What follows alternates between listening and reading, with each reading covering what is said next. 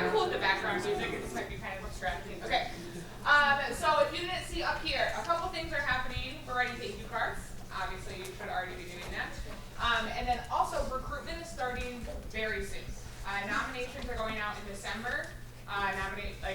Sending out to staff and faculty to get nominations will start in December. Applications will open January 6th. So with that said, you all are obviously very involved. If any of you are part of organizations that you would be comfortable kind of promoting CLA or would be comfortable inviting me to come promote CLA, we have a little Google form to just kind of tell us what organizations you're a part of, and then we can get you marketing materials. I'll come with you. I'll send an email to you. But we want to start moving forward with that. So I don't know what happened. Yes. Are CLA fellow candidates still able to nominate? Yes. Yep. Okay.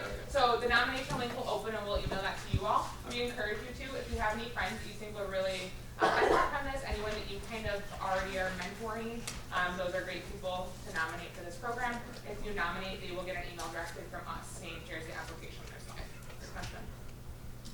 Okay. So then letter rating, it's happening. Let us know if you have questions, and then write them in the breaks. Don't seal the envelope. Don't seal the envelopes. Okay, so the upcoming dates. Y'all, this is the last required thing of the semester. Like, it's done. That's so crazy. But also we have our final social, so we'll have food, we'll have coffee, we'll have some kind of passive service things to keep your hands busy and just give you a way to disengage from finals for a moment. So come and join us at the Alumni House on December 4th.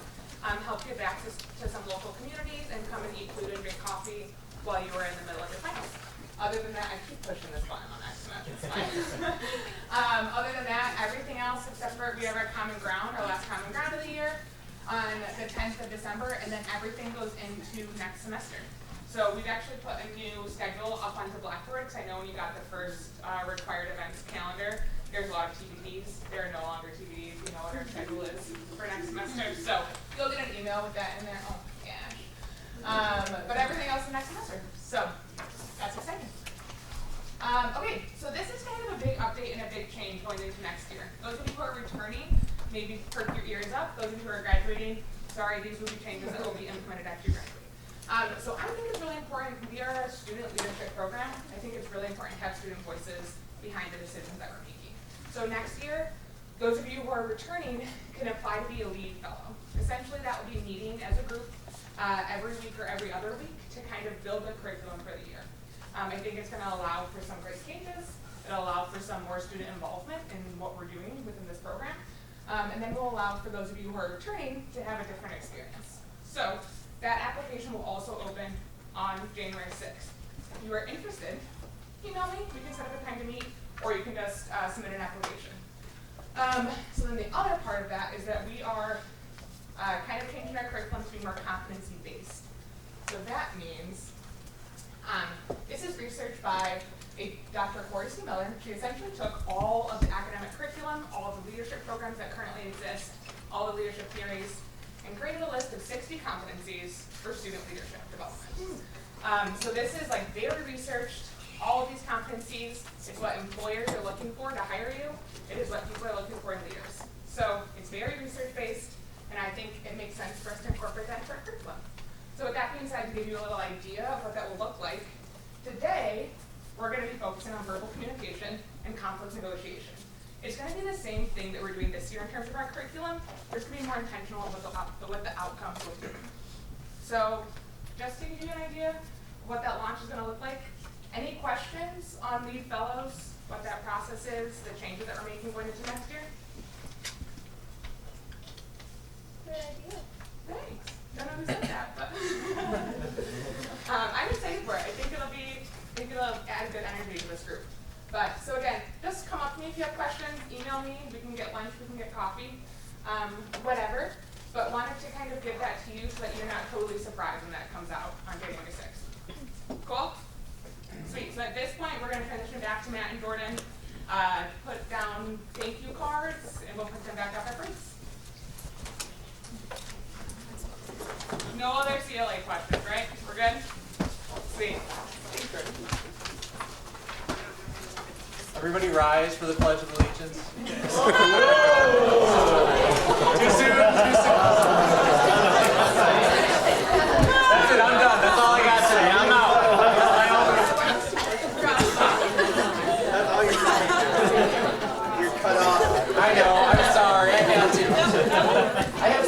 Pleasures is an old person. All right. Okay, hello everybody. How are we doing? That's my first thing I have to ask. A thumbs up. Where are we at? How are we doing on things? Oh, we got a lot of... Oh, we got some... Oh yeah, that's on the side is good. I don't know if down is good too. We just have one of those days, one of those weeks, one of those years, one of those lives. We'll figure it out. Cool. All right, so one thing I'm going to say to you before I get too far into presenting is my arms are like super sore. I started working out again this week, so if I'm walking that's why. So don't call me out on it because I'll get embarrassed. So yeah, that's going to be the big thing. Last session, who wants to kind of recap what we talked about? No one? Yes. A big part of what we talked about was our personal journeys, our personal ups and downs, and how they defined us and who we are today. Yeah, definitely. What was the value of that exercise? If you wanted to expand on it? Yeah, I mean, just seeing all of the struggles that a lot of us have gone through and how we've overcome them, or maybe we're still overcoming them.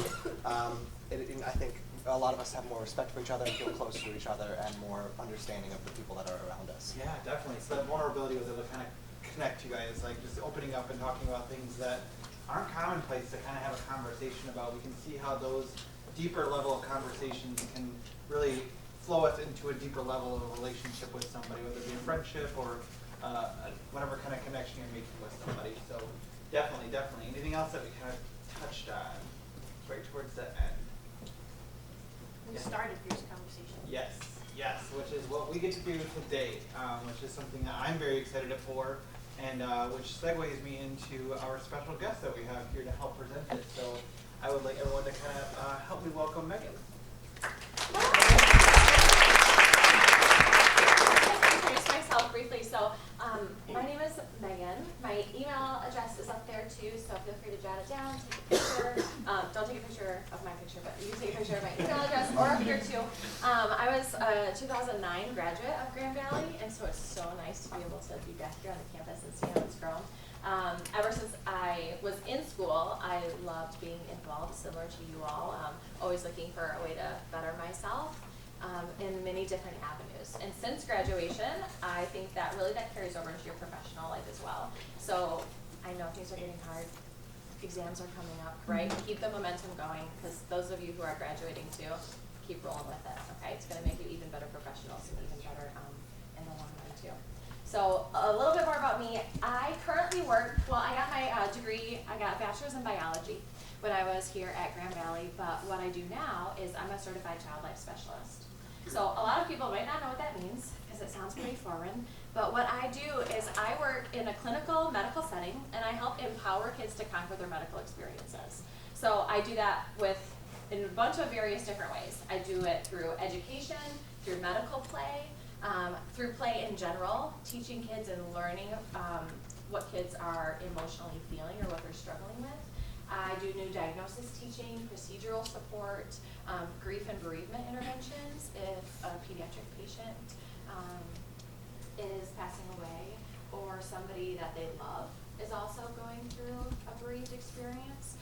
But I work in an outpatient cardiology clinic in partnership with the University of Michigan. So all the patients that I work are chronically ill patients who have congenital heart disease.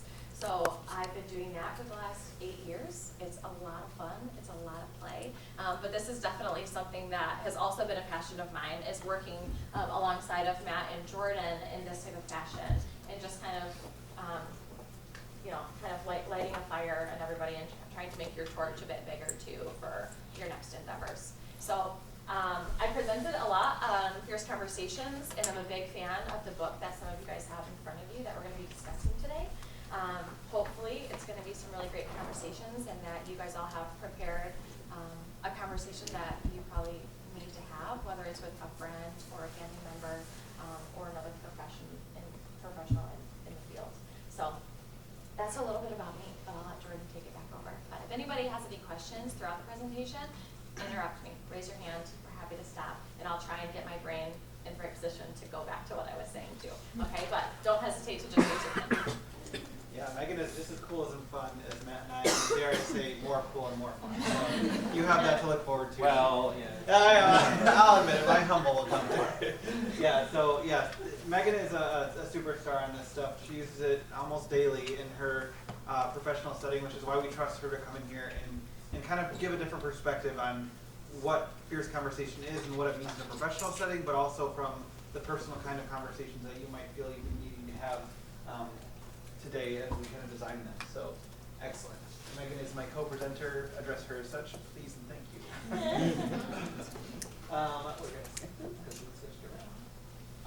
Yeah, we need to talk. Planning and having fierce conversations. Yeah, jump in. I would love that, Matt. I know, sorry. Then I'll sit down. No, so I have an update for everybody. So I'm excited to share. Yesterday, my daughter had her scans, and they came back completely cancer-free. So thank you. And I appreciate all the support. Those of you who have reached out, those of you who have been thinking of us on our journey, it really means the world to me. So thank you so much. Treatment continues, but so we're celebrating for now. Little preface before Jordan starts talking, like it wouldn't be me if I didn't preface something, right? No, so again, like Megan mentioned, know that, like I keep telling you, like I did this session for a group of CEOs last month in Denver, Colorado. Once the session was finished, I got a really great message from one of the CEOs that reading this book and hearing what we had to say inspired him to have a conversation with his sister, whose husband has end-stage dementia, about how it's affecting their lives. You know, people having fierce conversations with healthcare providers, people having fierce conversations about work. We've had executives over the last 6 months who have voluntarily exited their companies after having these kinds of conversations because things just aren't working, right? So again, I want you to know that this is stuff that we use every day in real life. This is something that really gets beyond the college experience. And I also tell them, when I meet with them, I tell them about you. Right? Sometimes it's tough to get these individuals past, like, well, my fierce conversation is the budget's a little bit out of whack, right? Like, it's kind of a fierce conversation, and I'll tell them, like, you know, when we meet with these amazing students, here are the fierce conversations they're having, right? About physical abuse, about substance abuse, about their identities, you know, about real life-altering issues, right? So I want to thank you, you know, for your past contributions and in advance for today. So Megan played it down a little bit, but she and I have presented this at least 5 times together to audiences here. We took our show on the road to Chicago last year, where we were one of the highest rated presentations for the National Association of Child Life Professionals. It's a lot of letters. It's a lot of letters. NACLAP, right? Yeah, right? So again, know that this is such powerful stuff. I hope that as you're reading the book, you're starting to hear my voice a little bit, right? And know that it did change my life. And you're hearing me say the things that were in this amazing piece. So please continue to bring all that energy today. As I turn it back over to Megan and Jordan, I'm going to be your expert in the back of the room today because I want everybody to get a different perspective. I'll go to the back of the room at some point, I promise. I want everybody to have a different perspective. But again, as always, thank you so much for your support and for your love. I love all of you. All right, take it away, Jordan. Thing down. I know. I keep saying I have my own. That's why your arms hurt. I know. Matt got me let me get a new clicker, so I'm like, it's got a light on it. Yeah, so fierce conversations. Obviously, we know what we're going to talk about today. Before I go too far into it, I want to know if anybody has questions on the book. Anything they're running into. We're in an honest room. How many people have opened the book? Oh, okay, all right. We're honest. I don't know. That's noise. Yeah, I was like, I was expecting 2, and I'm like, good job, guys. I'm the other people. No, but it's a great book. It's a really good read. Hopefully, you guys are getting something out of it. Once again, though, do you guys have any questions that you kind of pop it into something that you're like, I'm not really sure on this, or you're not far enough quite into it to really pull anything?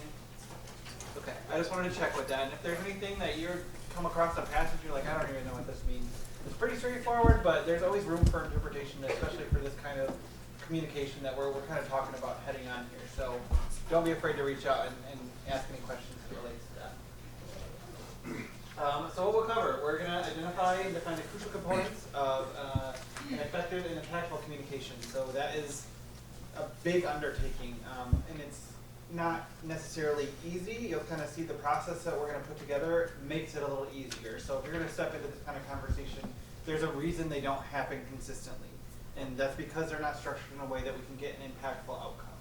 So what we're going to do for you guys is make sure that each conversation that you kind of have structured in your head has a way that you can go through them to make sure that you're getting not necessarily a planned outcome, but at least a structured path to get towards the outcome that might need to happen after the conversation. So just kind of keep that in mind. And then make a plan to initiate an actual conversation. We want this to be real world and impactful. So one of the main things that we're going to do, and that's why you guys have been told to kind of mull over some different ideas of what a fierce conversation might need to be that's happening in your lives, professional, personal. Nothing's off base here. We communicate with all people in all walks of life. Make sure that you kind of think of one that's actually going to be useful to you. If you want to start a couple steps lower than your fiercest conversation, that's okay. Get a good practice one, but make sure you're actually using it for that kind of big one that kind of makes the hair stand up on the back of your neck. So did we kind of come with some of those today? Yes? No? Ish? You have okay, cool. All right, and if anybody needs help kind of structuring or kind of following a path to try to find one, feel free to reach out to any of the three of us. We'll definitely kind of help you figure out where those kind of hairs will stand up on the back of your neck if you're kind of feeling it. My best advice that I usually give for this is if you're pretending not to know something, it's probably something you need to have a fierce conversation about. So if you're ever kind of arguing against yourself, like, that's fine, it's okay, whatever. If you're pretending not to know that it exists, have that conversation with yourself and then figure out how it needs to happen externally. I'm going to hand it over to Megan now, and she's going to kind of walk through the framework of the whole fierce conversation. Yeah, definitely. I like how Jordan explains that a lot of these conversations like will make the hair stand up on the back of your neck. When I feel like I have to have a fierce conversation, or I think of a topic and I'm like, my stomach is so upset and I have a frog in my throat, I start sweating. You guys notice I take my sweater off. I get really warm when I present and I talk in front of people. But if your stomach hurts about this subject, or if you see a person and all of a sudden your stomach hurts and you would just rather avoid that person, there's probably a fierce conversation that needs to be had. Whether it's with a friend, a family member, the holidays are coming up, so you're going to be seeing a lot of family members if you have plans with your families, or with your friends for that matter as well. So really, by structuring these types of conversations, they're going to be not only easier to have, you're going to be gaining some self-confidence when you do have these conversations, but also the more fierce conversations you have with people and with yourself sometimes, the less fierce they become. Because then really, you're always going to be communicating your authentic self. And so that's going to be a really big takeaway, all right? So to kind of jump right in, so we're going to discuss what is the cost of an inaction? And so an inaction, so we ought to think about a time where maybe we ethically had something to do that we did not fulfill. Whether it was something that you didn't fulfill ethically, maybe your value, you did something that went against your values, somebody else went against one of their values. Even in the workplace, if you saw something happen and you didn't have a direct conversation with that person, I would consider that to be an inaction. I see inactions all the time at the workplace where I work, whether it is inactions with an RN that didn't take a correct vital sign, or I know that the vital sign was a little off or a little wrong. Or sometimes me too. If I'm having a really busy day at work and I can talk myself out of seeing a patient to save myself 10 minutes of my time, that's an inaction as well, right? I didn't go maybe see that patient like I should have to be able to support them a little bit better. This can be in your family too. I mean, Matt and I joke a lot about our mothers and how often they call us, which is pretty often. Sometimes it's a little overbearing, but to be able to, put my phone away and I can't talk to my mom, don't want to call her back. I mean, these things happen in our personal lives as well. So think of a time where you had an ethical responsibility that you did not fulfill. Really, what was the cost of that inaction? Does anybody want to fuss off and have an example of a time where they didn't fulfill a responsibility maybe that they had? Or what could have happened? Or maybe you saw somebody not fulfill an ethical responsibility, and what was a potential cost of their inaction? Well, let's see. Some of you guys said that you had examples. Would one of you guys be willing to share what that example is, so we can kind of maybe just pick on it a little bit, just to kind of see where this kind of ethical thing might be coming up, or if it's just a personal issue? Yeah, and it doesn't have to be an inaction that you did yourself. Usually the reason why we need to have some of these conversations is because somebody else did fulfillment of their ethical responsibilities. And the cost of their inaction had a big impact. Yeah. So this is Oh, kind of sorry. really personal. My grandma passed away 4 months ago, and it was at the point where my kidneys weren't working anymore, and she was on life support in a vegetative state. And my aunt and my mom were debating on whether to go with dialysis or not, because that would keep her alive longer. But it was also the argument of like, you know, does she deserve or does she need to be in this prolonged suffering? So I was thinking maybe I could be the one to say, why don't we go forward with the dialysis, even though everyone was saying, no, let's not go forward with dialysis. So I didn't say that, and you know, she ended up passing away a couple of weeks later. But so that's something I just replay in my head over and over. Yeah, every month. absolutely. And it really is like the conversation, you know, like even just wishing we had the conversation, even if it didn't change the outcome, but wishing that we had the conversation might make you have to think of it less often, or the weight that it has on you. Hopefully that would be different, right? Absolutely. Thank you for sharing that. I'm sorry to hear about your grandmother. You had one, Brian? Yeah, so I shared my leader lab that I committed a crime 12 years ago, and so that like changed the entire course of my trajectory and what I was doing. Just not having the right ethical moral standing at the time. So, Yeah, and sometimes it's hard to gauge what the cost of the inaction is going to be as well, and how life-changing it could be. I see this with my patients. So I recently gave this presentation to a whole room full of nursing staff and patient care techs who are working over at Ventura Health Hospital. And you know, the tasks that nurses have to do, they have 5 or 6 patients, and they have to do 20 tasks for each patient. So if they forget to roll a patient over or get a patient up walking in the hallway, that patient can develop blood clots in their legs. It can travel to their lungs. Then they're going to be sick and have pneumonia. Then they're going to be on oxygen. So all of these different things, sometimes it's really difficult to go down the list and really see what the costs of our inactions are. Not only are they hard because they don't make us feel good, but they make us self-evaluate what we do and the decisions that we make every single day and the way that we really communicate. So how could you have better managed the situation? So if you're that nurse and you are really busy and you're feeling swamped and you really just haven't made it into room 612 in the last 30 minutes and you probably can't get there, how can you better manage that situation? Well, if I can't physically get there, maybe I can call my care team and see if somebody else can help me. So even just communicating in that aspect, maybe it's not something that you can do directly with an action, but how can you communicate better to make it so there's not as high of a cost for your inaction?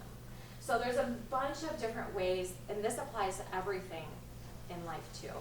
So how might the outcome have changed had you acted differently? Well, maybe that patient then wouldn't get a DVT and they wouldn't have a blood clot in their lungs, and maybe that patient would have gotten to go home sooner rather than get transferred down to the ICU. And so all of these different things, when we really look at the step-by-step process, the cost of our inactions, it's going to drive you to be a better communicator as well. Which button do I push? Whichever one Grace would push. Yeah, The middle one is the one I care about. That's the one. Okay, sounds good. Perfect. I don't know how to work with others. And so you guys actually touched on this topic a little bit last time, by the sounds of it, when you did your personal timeline, and you got to open up a little bit more. And Kyle, was it you who were discussing? I'm trying to read everyone's name tag. But Kyle, you really touched on something really important, is that you gained a new perspective and you developed trust with the people that you work with. So perfectionism and fear keep us from learning and growing. I'm a big believer in this. So everybody here in this room is here because you have a lot of ambition, you hold yourself to a really high standard, and we all love those types of things, right? The 3 of us are like, woohoo! Like, somebody tells me they like leadership, and I'm like, I want to talk to you. So I totally get it. But sometimes when we hold ourselves to that high standard, we all forget that we're a little human, right? And we're not perfect. I'm not perfect. Matt's not perfect. Jordan's not perfect. I know, right? Believe it or not. Believe it or not. No, just teasing. I think Matt's perfect because we went to. Megan knows I'm not perfect. We went to college together. We did. We met. in She's college. probably got the evidence I'm not perfect. That's true. It's hidden deep in my phone, Jordan. Good, yeah. But really, this thought of perfectionism, not only with ourselves but other people, keep us from learning and growing and trying and failing, all of these different types of things. So by doing activities like that and opening the lines of communication, working on sharing personal perspectives are gonna help us build trust within our community, within our cohort, or within your profession. And vulnerability is really the key to resilient trust. How many of you felt really uncomfortable sharing your personal timeline when you first started? I remember the first time I shared mine, and it was like, I don't know if I'm allowed to swear here, but I was like scared shitless doing that personal timeline, especially with my coworkers. These are people I have to be a professional with, and you know, there's that old saying that like, don't bring your, what is that, like, leave your personal out of your professional, or something like that. Like you shouldn't bring what affects you at home into work. And I, believe it or not, absolutely disagree with that statement. Everything that I do and the way that I work is shaped by my personal experience and the decisions I make at home, or if I'm running late to work that day. I mean, everybody knows what that feels like. You're sneaking into class late, like, oh my gosh, like I'm gonna be sweating the rest of class. I gotta take like every layer off that I have. I'm gonna be disheveled and distracted, and just thinking of ways that I could have gotten here sooner. And so it really does affect your professional life as well, or if you're going into a meeting, or even if you're coming here. We all had experiences earlier today that even just affect our attitude and the way that we are sitting here and just being here physically. So by being vulnerable with the rest of your cohort and your table mates too, it kind of brings it all back. Wow, everybody's human. It like takes away that like perfect Instagram photo, right? Or the perfect Facebook post, that people are real behind the scenes and behind their perfect photos as well. I have a good example of this in the workplace too. So not only am I a child life specialist and I work with patients and families, but I also run our student program at my hospital. We take intern students and we take practicum students who are aspiring to be child life professionals as well. And there's a whole curriculum that I'm essentially in charge of implementing it on top of my clinical work. And so I was at a team meeting, and I was with 6 other child life specialists, and I said, I just want to like talk with everybody and let you guys know what's been happening with my life personally. And that was really kind of one of the first times that we had that trust building exercise, when I was on like needed to open up a little bit about what was going on in my personal life. And I said, Alyssa, first of all, I really apologize. I didn't respond to your email from 2 weeks ago. Usually I'm a little more OCD about making sure that my inbox is clear. But I'm sorry if I let you down and didn't respond to you well enough. So I said, I feel like I haven't been bringing my best self to work every day because my husband and I are going through a divorce. And so I'm bringing a lot of personal baggage with me when I'm coming into work. When my phone rings, I don't know if it's going to be daycare and I need to go pick up my daughter. I don't know if it's going to be my lawyer calling or my ex-husband calling, wanting to talk about the refinance on our house, and going through that entire process. And so by just being a little bit vulnerable with your peers, with your friends, with your family, with your staff members, with us, it gains new perspective. It makes people give you a little bit of a break and not hold you to a high standard. It's really easy to write each other off, like, oh, Megan just must be like super lazy this week. Like, she's not responding, she hasn't been responding to my emails. Or like, wow, that nurse really must not care about that patient in room 612. She hasn't been in there to turn that patient. It's really easy to be dismissive and to put other people down without having that perspective. And so by being a little bit vulnerable, opening up a little bit more about what's going on personally, it's really going to not only give other people a little bit of the benefit of the doubt if you're having a hard time, but it's going to be, people are going to want to help you. You're also building, you're laying the groundwork of trust within each other. You're creating a bond and an attachment with other people, and that's going to better your experience and your leadership capabilities in the long run. Not to mention being more comfortable having difficult and fierce conversations with other people as well. And we're not going to do any trust falls. We're not doing that.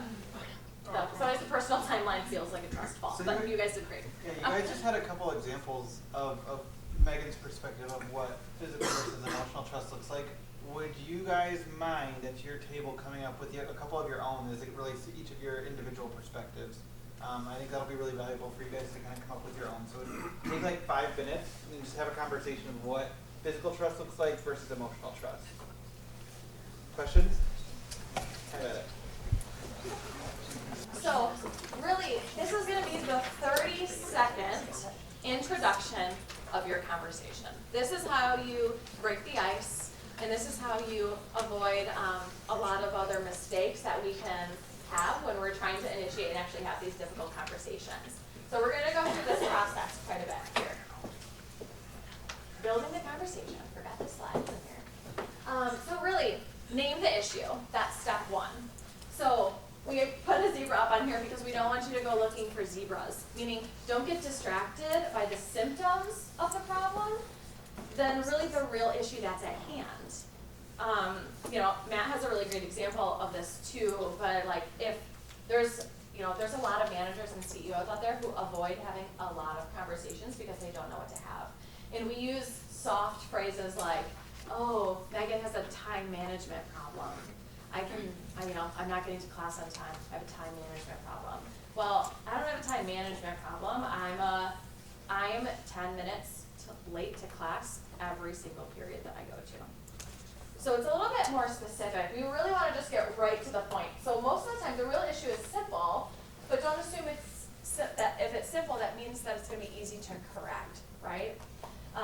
There was an example of this too up on the unit that I was presenting at, and one of the reasons why they kind of brought me in is they were having a language problem up on the unit, meaning that some of the staff were like swearing and cursing and telling jokes that we all might have fun doing outside of our profession, but those aren't things that are valuable. Those aren't one of our values when we come into work every day and we're trying to be a professional. So the conversation didn't need to be that, Matt, you have a language problem. It's you need to stop telling inappropriate jokes at the nurse's station, or you need to stop swearing in front of your patients when you're at the bedside. So usually these things are very specific. And one little caveat too that maybe you've even heard Matt or Jordan mention too is that direct is not mean. We don't have that I don't think on a specific slide in this presentation, but that is really going to be one of the biggest takeaways, is that direct communication is not mean. There's mean ways to deliver communication or to deliver something, but by being direct, you're going to be clear, you're going to be concise, you're going to feel calm when you deliver direct communication. You're not going to walk away from a conversation and be like, what did we just talk about? What did that person tell me? Have you experienced this? You're like, I don't even know what you're trying to say, or I didn't get any feedback from that. So by being direct, naming the real issue at hand, there's going to be no room for error when that person is trying to interpret what you're actually talking about. All right? So we're talking about specific issues here. So then what we're going to want to do is provide specific examples. There's a lot of words on this page too, but they're here for a good reason. So we want you to make sure that you don't generalize, using things like, well, you're always late to work, or you always swear in front of your patients when you're in the room. This is not always the case. Or you always get blackout drunk when you're attending parties. So that's sometimes easy to say, and sometimes we might have. Look at me when you're doing all these things. With one time, Megan. Giving it away. I know. I know. We're all so friends. We're all friends here. It's great. No big deal. But by saying these generalizations, that person is automatically going to get defensive. I would be. I've had somebody say stuff that to me, not the latter part about getting drunk at parties, but things like being late. And that it changed me. Now I'm an obsessively early type of person, and I like that characteristic about me now. But by saying that if you're generalizing or you're using it as a character flaw, that other person who's trying to receive the fierce conversation you're going to shut them down from the very beginning, and they're not going to hear the rest of what you're trying to say. So by providing specific examples, so state facts and not judgments. You have not addressed the patient in room 612's issue, whatever that may be. So instead of, you must not care about that patient in room 612, or you must not hold yourself to a high standard because you're not going in to see this patient. So really by being specific, think of a specific time where all of a sudden that really caught you off guard. What was that moment? whether it was with your significant other, your friend, your family member, or your colleague as well. So provide specific examples. And in here in bold on the side, if you're not brave enough to address an issue head on, you can't expect others to do that work for you. You can't expect others to be brave if you're not going to be brave yourself. One of the most courageous things I think that we can do for ourselves, one of the most courageous acts that we can do is hold each other up to that ethical standard. Hold each other accountable for their actions or their inactions. That's how we make ourselves better, how we make the people surrounding us better. That's how we build trusting relationships, right? So we can rely on each other and have good communication. But I don't think that there's a single more courageous act that we do than hold each other up to a higher standard and to be able to communicate appropriately with them. So, provide specific examples. Describe your emotions.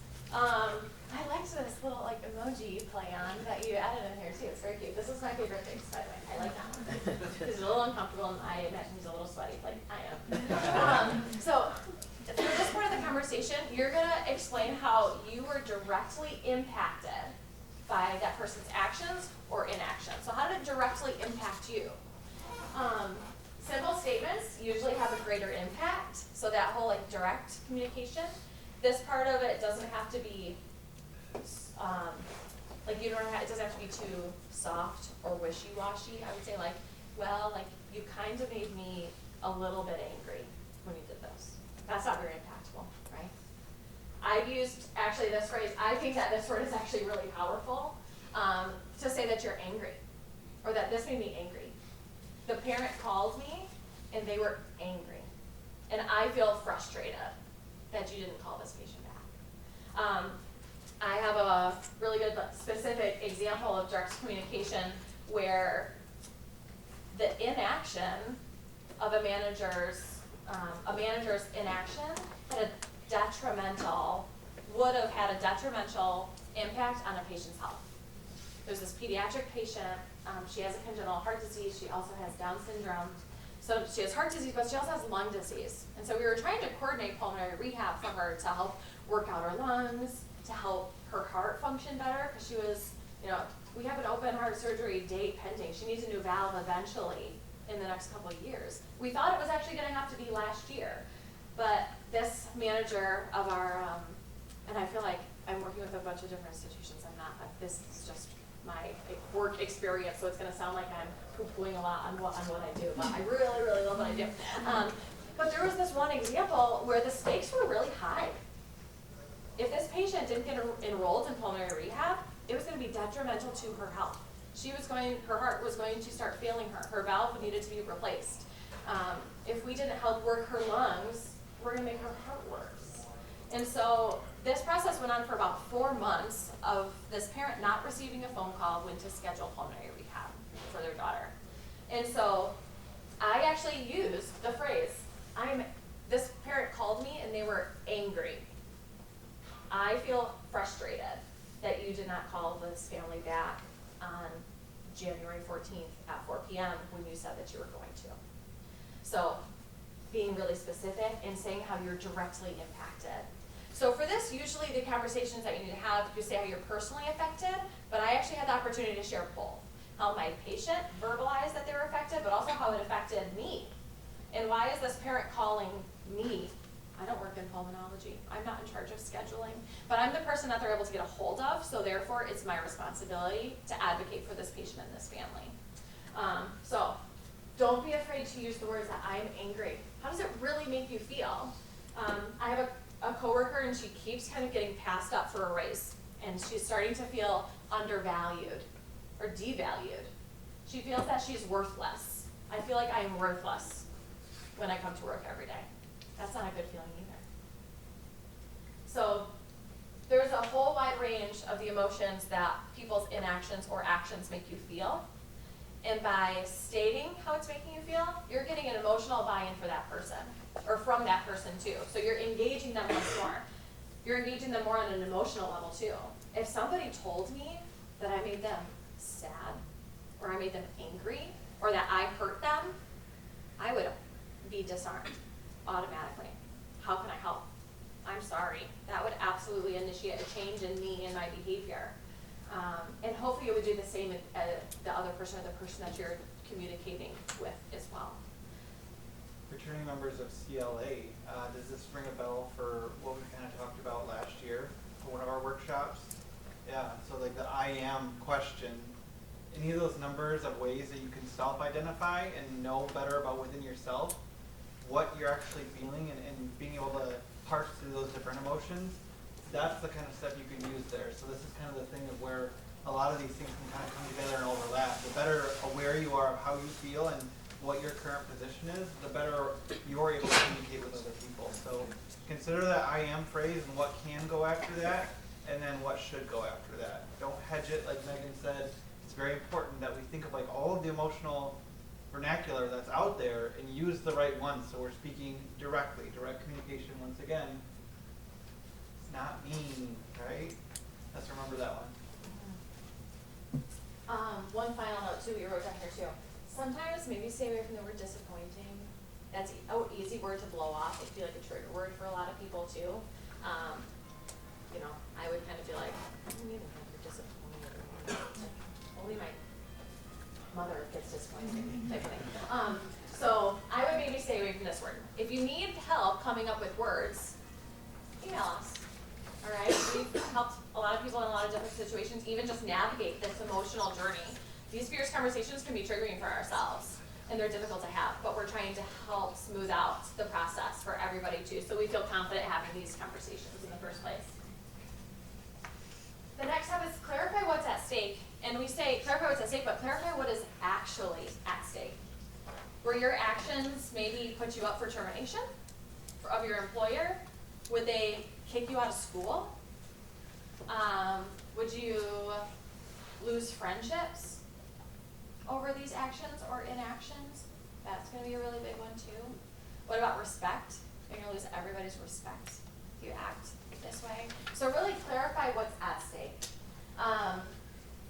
When I had this conversation with a bunch of managers and CEOs, unfortunately he was the director of pulmonology, but he was then like appointed our CEO that same week, and I was like, I can't believe I just had a fierce conversation with the CEO of the hospital and like talked about sweating, right?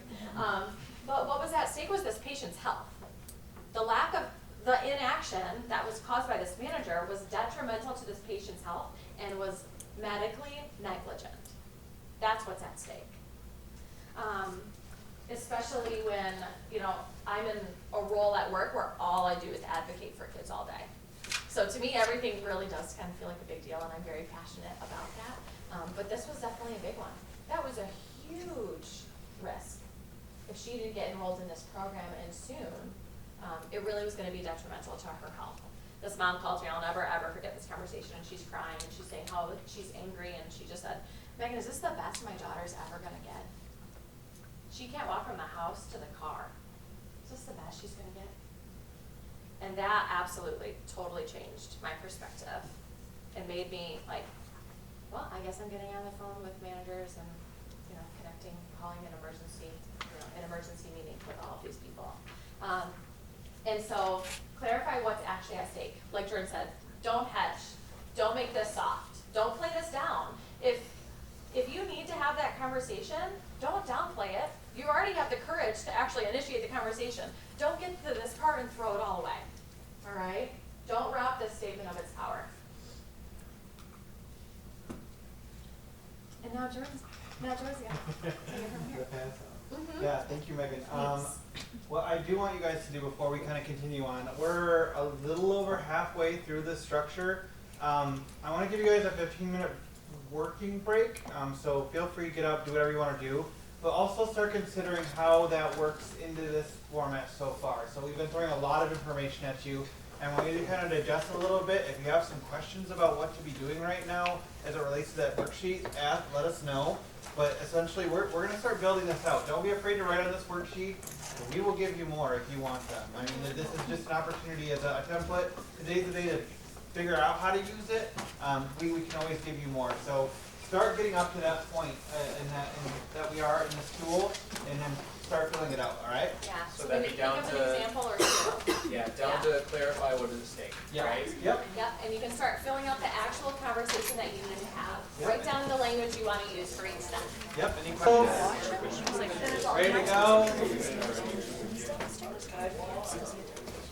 I interject before we start real quick. Yeah, I love it. Okay, so a couple of Very like worrisome. how quickly Jordan picked up the baton for me, right? Yeah, so a couple of you have been asking about, like, is this the right kind of conversation? And I do kind of want to differentiate between conversations that are ending things and then the fierce conversations that we're having today, right? So in the corporate setting, what we talk about is if you're going to fire somebody, like, this is not the conversation. Right? So same thing for all of you. So if you're ending a relationship, if you're removing someone toxic from your life, if you're just like, I'm done, this might not be the model. Because what that looks like is, here's the issue, here are the examples, goodbye. That's it.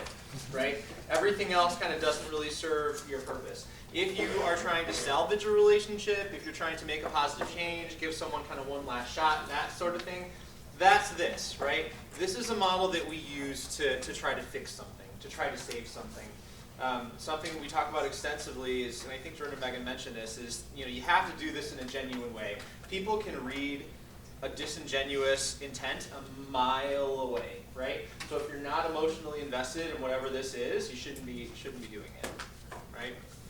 So just again, an important distinction. So if you're like, yep, I'm ending this, or I'm moving on from this person, or I'm out, I'm done, probably that's not this. Fair enough? Okay. Anybody need a fresh copy before we hand it back over? Okay. Sorry. Yeah, definitely. So like Matt's saying, this should have an ambiguous outcome. We're not sure how it's going to happen. That's why we clarify what's at stake. We're not positive that it's going to go good or bad. We want to make sure we're addressing the conversation and making sure that we're putting the right effort in ourselves. Matt just used the word, not ingenuity. Whatever the word is that he just used, like whatever, you're putting your full self forward. You're being authentic in your effort to actually fix or address the problem. So be aware of that. Also be aware that if you're not filling this out, we are going to be doing it, using an activity. It will be 2 of you to actually fill it out. So when it comes time for that activity, you guys actually have a piece of paper in front of you. So I know you're working on your letters and that kind of stuff, but actually filling this out as we go is going to be actually used later in the conversation.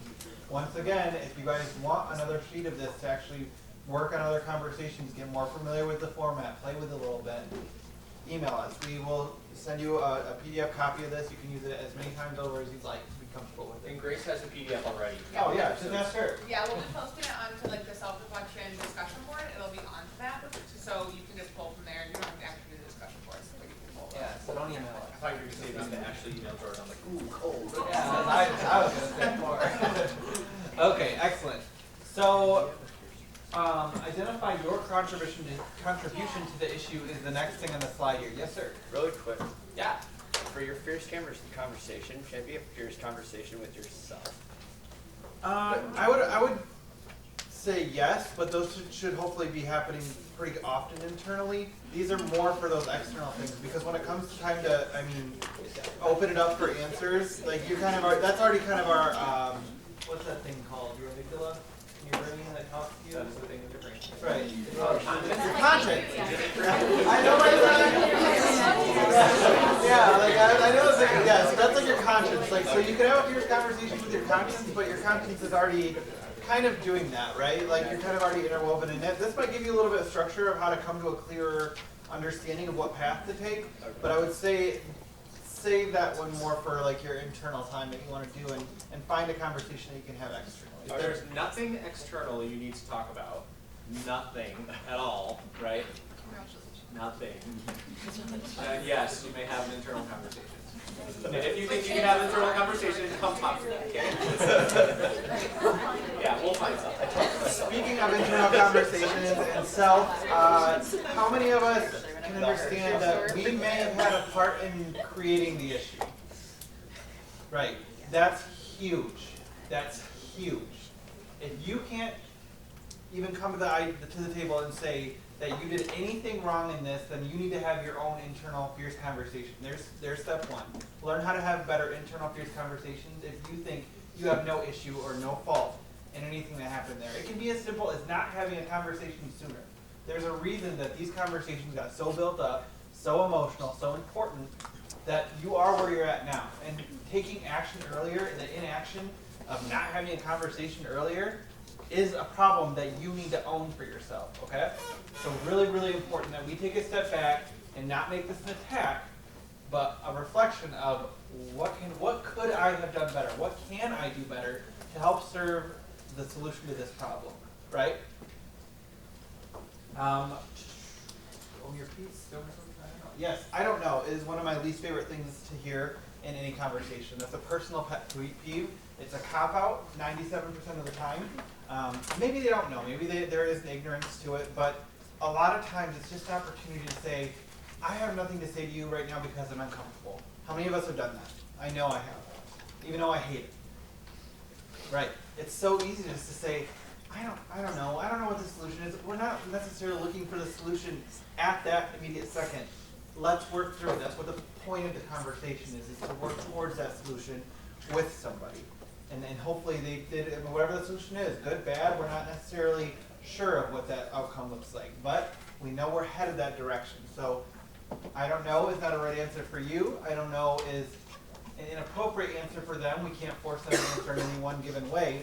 But we need to be aware of when this pops up, it's kind of a red flag of they're not really putting in the effort to work through it the same way you are. So maybe we're edging towards one way of the conversation moving in a certain direction. So just be aware of that one. Any questions on identifying the issue, your part in the issue? Okay, so here we go. Indicating your wish to resolve it. Like obviously, whatever this conversation is, whatever it's about, is something that's causing you emotional turmoil in one way or another. We just talked about walking into a room and seeing someone and feeling uncomfortable with the fact that they're in the room. That's something. Like there's something there that needs to be addressed. So if it's as simple as that, as walking up to them and saying like, hey, we have a history, we need to figure this out, what can we do to figure this out so that I don't have to feel this walking into the room. Maybe it's as simple as opening up the dialogue and saying, what we have is squashed. We don't need to talk anymore, I understand this, but whatever this open door is making me feel uncomfortable. It can be that simple. If your conversation doesn't have to be fireworks and mortars in like a war zone, that's not the point of Fierce. The point of Fierce is a bold, upfront, direct conversation. None of those words have a negative connotation until you assign them. So be very aware of kind of what the point of those conversations are and how we can do better about injecting ourselves into those, knowing what we hope to be the resolution. Yeah, so as you work through your worksheet, we're restating what the issue was at hand. So this is an opportunity for us to pull it all the way back. We want to resolve this specific issue, this direct issue, the one that I just told you about, whatever, maybe even like 15 seconds ago, because like we said, this is just the introduction to the conversation. That's how in-depth this is. Like really thinking about how to have a good conversation is starting off on the right foot. So you're just pulling this back and restating what the issue is and what specifically you want to resolve out of it. And I want to interject. Yes. And by saying that you wish to resolve is also telling the other person that you're willing to put in the work to make this better. So if you're owning that piece too, there's like some camaraderie in that. And if you're willing to do the work and you're telling them that you're willing to do the work and that you want to resolve the problem, they're also going to be more likely to want to work with you towards that goal. All right? Yeah. So it kind of creates the camaraderie. You're creating some ownership of this with the, what do you own, the piece that you own right before this, but also by saying, I want to resolve this problem. I want to resolve this so that way we can be in the same room at the same time. Even just something as simple as that. Or I want to resolve this problem. How can we work towards that? Yeah, and so that just goes all the way back to what we talked about in the beginning, the ideology of vulnerability. If we're vulnerable and say, I would like to solve this problem, I would like to put this effort forward, I want to solve this issue, you're saying that you're emotionally available and vulnerable to have them respond in kind if they're willing to do so. Yeah. So my conversations with my mom, and I can think of a number of things that she will say back to me when I invite a response. Yep.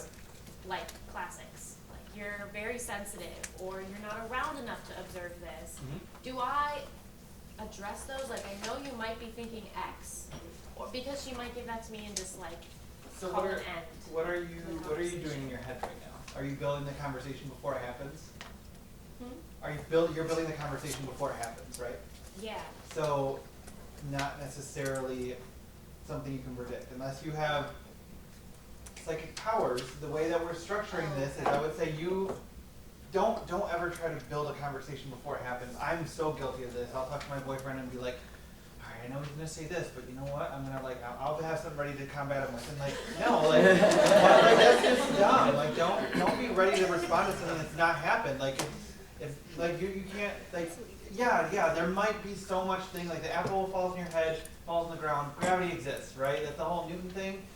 Don't fall back onto that. That's just human nature trying to make something exist. Don't let human nature make something exist that doesn't exist yet. And the only thing that we know doesn't exist is right now, right? Okay. Do you know what I know that that's a roundabout way of saying it, but don't pre-build the conversation, because this is just the intro to the conversation. You're just offering it out. The last part of this is to invite a response, none of which has come from any other outside source or information, right? And what's hard too sometimes is that like emotionally charged conversations, especially with people who are so close in a relation, like a family member, when you were like, the conversation with my mom, I was like, oh my gosh, like I could go through a file of conversations I want to have with my mother, right? But a lot of that stuff too is multiple conversations that you're kind of like lumping into one, right? Like you're coming up with the things that she's gonna say. Those things of her response might not even be a part of the conversation that you're trying to have.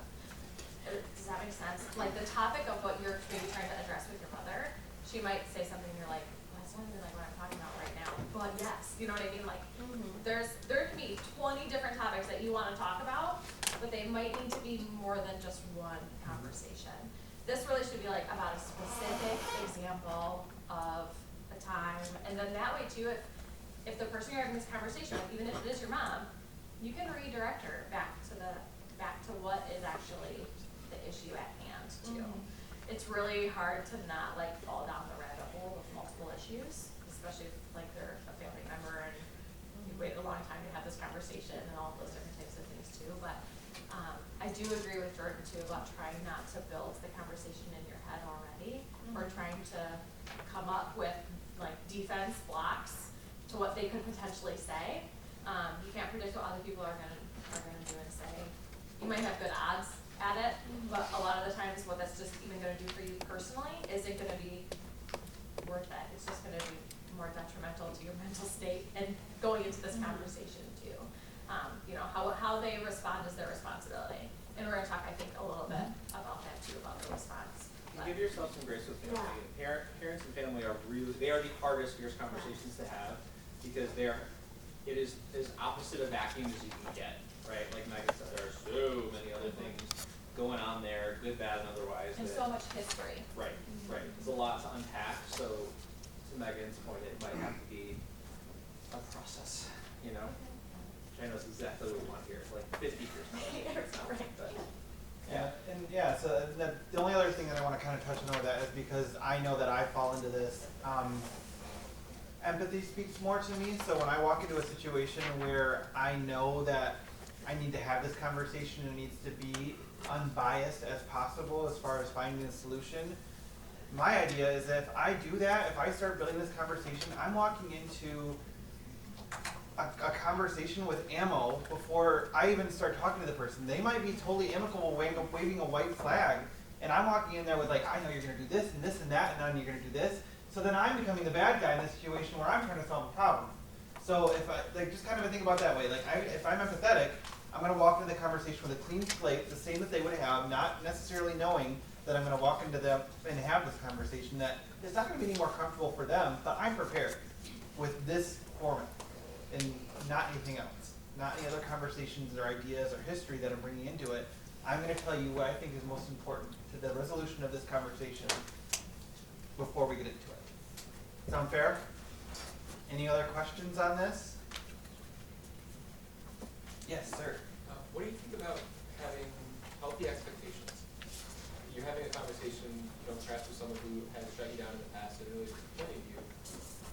if you're expecting to walk into that conversation and have everything be sunshine, you're probably gonna get hurt.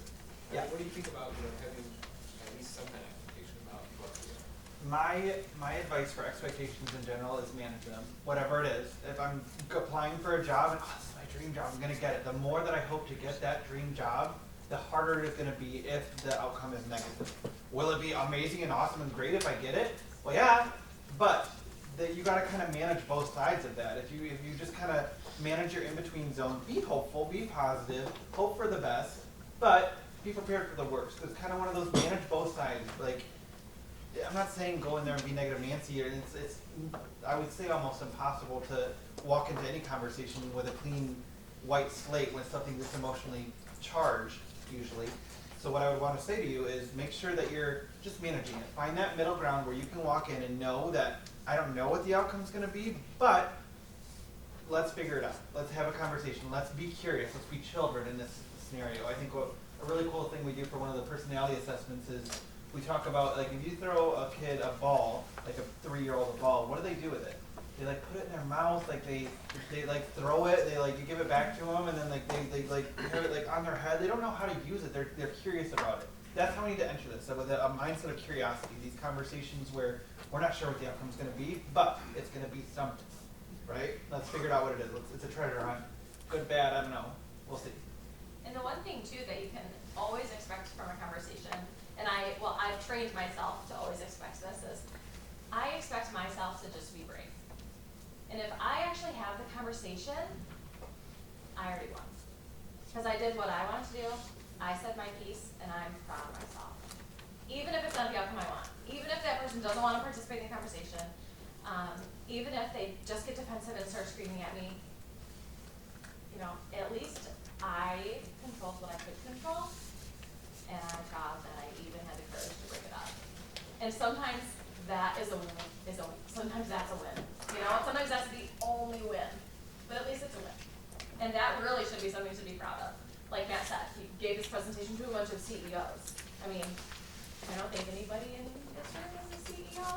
Not yet, but we got very close. Right, Matt. But you know what I mean? These are hard conversations for everybody to have.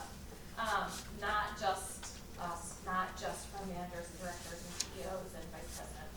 And so even just by having the understanding that, if you go into a conversation like, give yourself a pat on the back before you walk into a conversation, like the only thing I can control is myself and what I say and what comes out of my mouth. Most of the 99% of the time I can control what comes out of my mouth. Alright? But at least you can be proud of that. And really you should be. So even if it's not the outcome you want, you really should be proud of yourself for having it. Alright. The scariest part of this whole thing is when the structure of what we've built and what we know and what we understand and what we've got padded down goes out the window because we throw it to someone else's court where we have no control. And we need to understand that at this point in the conversation, it's not just you talking to somebody. This is where the conversation becomes a conversation. It needs to be two-way. So the expert rule for this is questions only. You don't need to respond directly to what they're saying with your facts again, or you bringing up the other information that you can pull out of your head. We know we can do it. We have these file cabinets of information, of emotional bombs that we can just pull out and be like, well, I got this. Remember when we did this? Like, you're pulling it outside of the realm of where we need it to be. So just ask questions. Like, why do you feel that way? Well, why are you kind of like feeling agitated right now? I'd like to know that so we can understand a little better where each one of our viewpoints is coming from. Questions only is going to be one of the best ways to go about doing that. Getting drawn into debate is just close those file cabinets, put a lock in it, a mental lock on it until this conversation is resolved. Then you can go blow up to your best friend or your mom or your dog or whoever you talk to.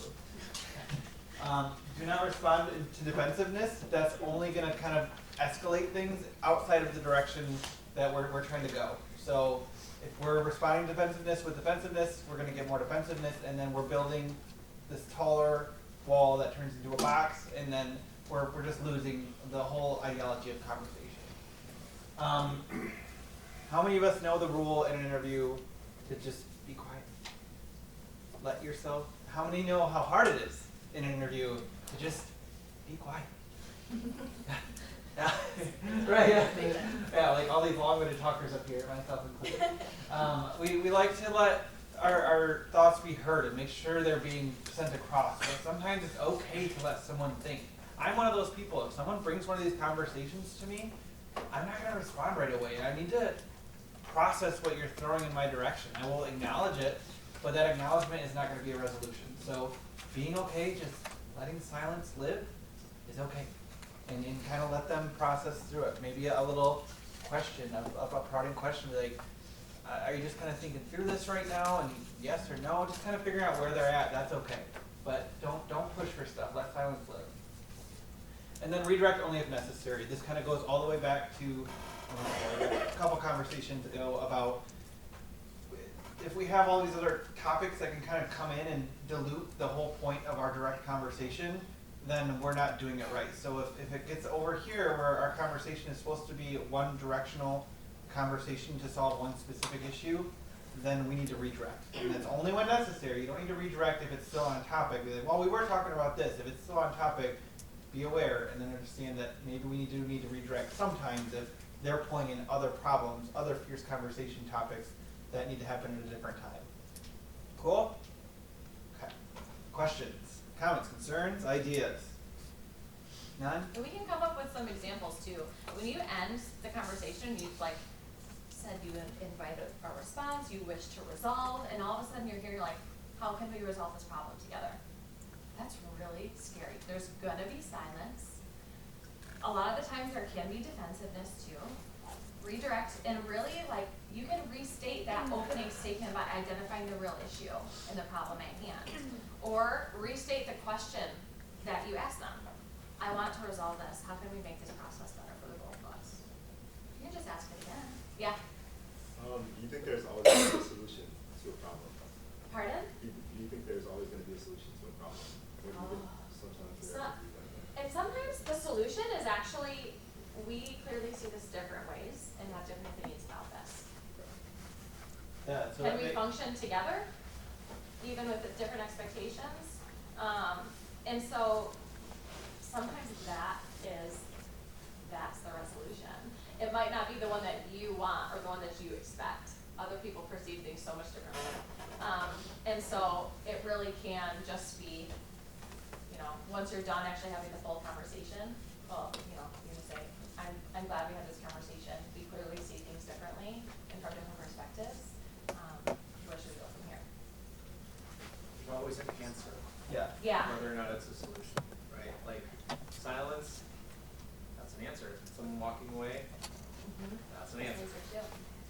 Yeah, so it's just identifying what your definition of solution is may need to be a little bit broader, because my idea of a solution when I walk into these conversations are things going exactly how I plan it.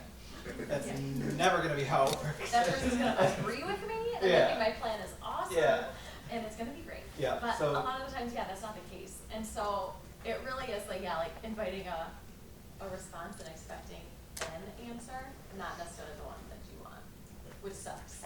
Right, that's not fun, but it happens too. And there's a lot of different, and I don't know if I'm going to make to your next slide or not too, but there's a lot of examples of letting silence do the heavy lifting, redirecting, people becoming defensive. A really common one, especially when you're talking with peers, is like, well, you know, if I'm having a conversation with Jordan and I'm like, you know, make me be the bad guy. So Jordan's having a fierce conversation with me, and it's about the way that I behave when I'm out in public, drinking or whatever, or I did drugs at a party or something like that. And so Jordan's trying to have a fierce conversation with me. A lot of what you can, some of the responses will be too was like, well, Jenny was right next to me, and it's not like it was my drugs. She did it too. And so by trying to place blame or redirect, or try and make excuses for yourself too, I mean, the conversations that you're having can be redirected always if that person's trying to get off topic or place blame on somebody else. Even if, you know, they don't know if you had that first conversation with Jenny who supplied the drugs to the party or whatever. And so redirection is a really, really good tool to use. And it always should be quick and simple and restating maybe something that you've already said in the initial start of your conversation. I tried to make you the bad guy. I am the Don't forget it. No, that's really good. So yeah. Okay, so in those scenarios when somebody's coming up with these excuses of, okay, I did this, but this is what was going on, how do you validate the sort of environmental influences of their decision making and not just like, but also call them out for making excuses for their actions? So this is where the basis of your conversation that you're building comes in full force. So if you didn't actually spend the time to identify the real issue, then this is where it all falls apart. Because it could have been any number of things, but your specific issue that you're redirecting to needs to be stone solid, and you took the time to think about, this is the problem that I have. This is where I'm personally feeling this way, it's about this. So it's not necessarily, it's not invalid, it's not untrue that all of this other environmental stuff was going on. But what I'm saying, the issue is in this specific scenario that I feel this way about is this. And that's how we can make sure that we keep the core of our conversation, and that's what we're redirecting back to. Does that make sense? They're not invalid in saying that. But what you're talking about here is this, right? Yeah. Any other questions? All right. Okay, we're going to put you all to work and try to practice a little bit. Not too much work, I promise. There's a couple examples here that I kind of want to show you. Which I probably should have noted. And I want you guys to tell me. You have to slide. Yeah.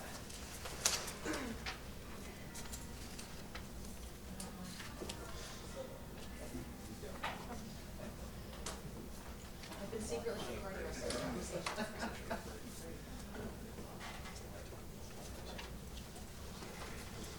Okay, what'd you say? Slide over. Slide. You got it.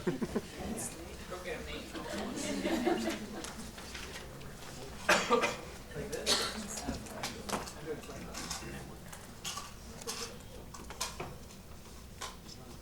Hello, Matt. Oh, there we go. Oh, okay. Did you just pull? Oh, you just pull off the other page. Cool. Yes. This is the best scene ever. Yeah, so some of you guys know what's going on, but what we're going to do is talk about how these conversations are good, bad, ugly, what happened, where do they have the right points, where do they not. Breathing effort. Don't need much time. Just enough time to go on shore, scout out their location of the pride, go back, get more oxygen, and win that battle 9 times out of 10. Hang on.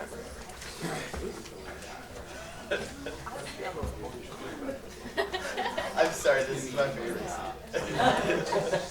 I didn't say there was going to be video stuff. Okay. Cool. All I got to do is hit play. I can Exit out of the morgue. Oh, Atlantis.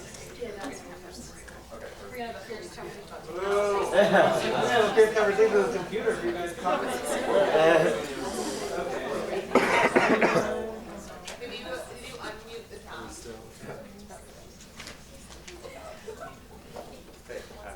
Push the button. It's down from. Oh, audio unmute. Okay. And turn up the knob.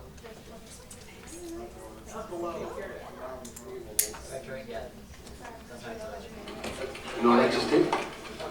I just walked out that door, saw a couple detectives, and I was about to start bad-mouthing you behind your back. But I stopped myself because my pops taught me that a man who talks behind somebody's back is a coward. Wow, I actually appreciate that. Good, because I'm going to tell you directly to your face. You don't have to. No, I don't like you. I think you're a fake cop.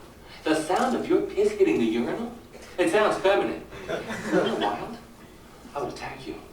Even if you weren't in my food chain, I would go out of my way to attack you.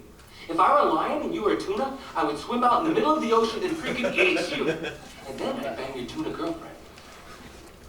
Okay, first off, a lion swimming in the ocean? Lions don't like water. If you placed it near a river or some sort of fresh water source, that makes sense. But you find yourself in the ocean, 20-foot wave, I'm assuming it's off the coast of South Africa, coming up against a full-grown 800-pound tuna with his 20 or 30 friends, you lose that battle.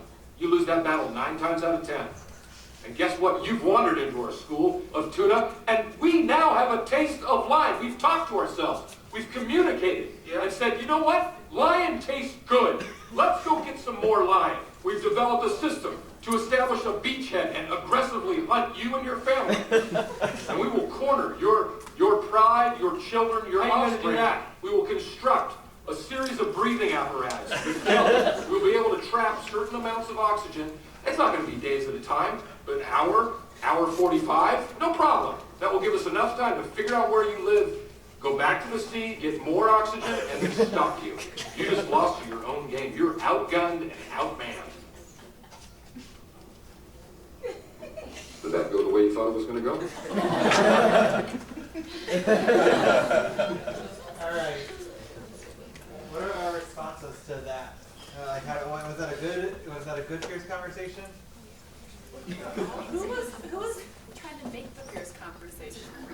So my pitch to that would be, it looked like Mark Wahlberg. He looked like he had something to say that he didn't say to Will Ferrell. Okay. That was a problem. So he approached him and initiated a conversation. Okay. Was it a fierce conversation? So what do we think? What are our fast opinions about that? Let's look at our page. Like, what went well? Did anything go well? 2 out of 10. 2 out of 10. We got a 2 out of 10 rating. Yeah. I think a big part about successful fierce conversations is the specifics of it, and he didn't cite like one thing that he did other than he just likes him. So there's really no way to go about seeing if there's, and he didn't really invite the response either. They kind of just jumped in with the response. But yeah, I think the fact that there were no specifics whatsoever. So if you haven't seen that movie before, like that made no sense to you. But yeah. Yeah, definitely. And so we're yeah, we talk about that. Yep. We'll talk about that after we practice a little bit, some of the things. Yeah, so it's exactly, we're coming in with all of this negativity and examples of all these things that are wrong. None of them are really specific because we're not really sure. We're talking about lions and tuna.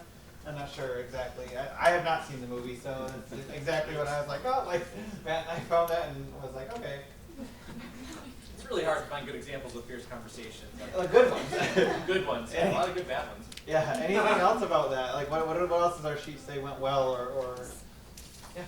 I actually think something that went well, I haven't seen the movie either, that was my first time seeing it, but that Mark Wahlberg actually had a face-to-face conversation, and he said, rather than talking about this behind your back, like maybe some other people are doing, I want to tell you face-to-face. That's what I'm calling. Yeah, no, that's huge, because he had the guts to go up and actually have the conversation. Yeah, so we got 2 points. We got 2 points. He was direct. I mean, he made it very clear that he was upset and that he did not like him.